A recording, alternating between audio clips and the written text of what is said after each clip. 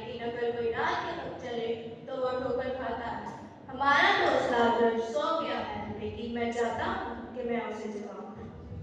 खुदा अगर वो सो गया है तो वो बच जाएगा। यीशु ने उसकी मौत की बाबत कहा था, मगर उन्होंने क्या किया कि उसने नींद के आराम की बाबत कहा है। तब यीशु ने साफ कहा, लाजर मर गया है और मैं तुम्हारी खातिर खुश हूँ कि मैं वहाँ ना था, ताकि तुम ईमान लाओ। आओ हम उसके पास चलें।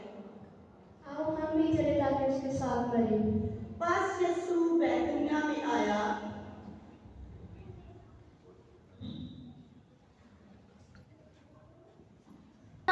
खुदावन, अगर मेरा होता मेरा भाई ना मरता, और मैं जानती हूँ कि जो खुदावन से कुछ मांगेगा खुदावन मुझे देगा।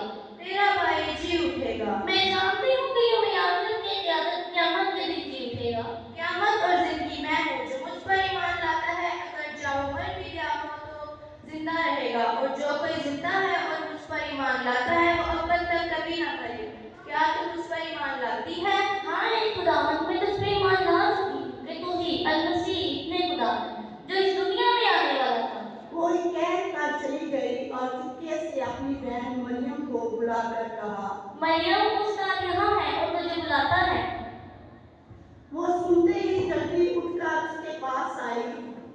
मरियम ने यीशु के कदमों में गिरकर कहा, खुदावन, अगर तू यहाँ होता तो मेरा भाई ना मरता।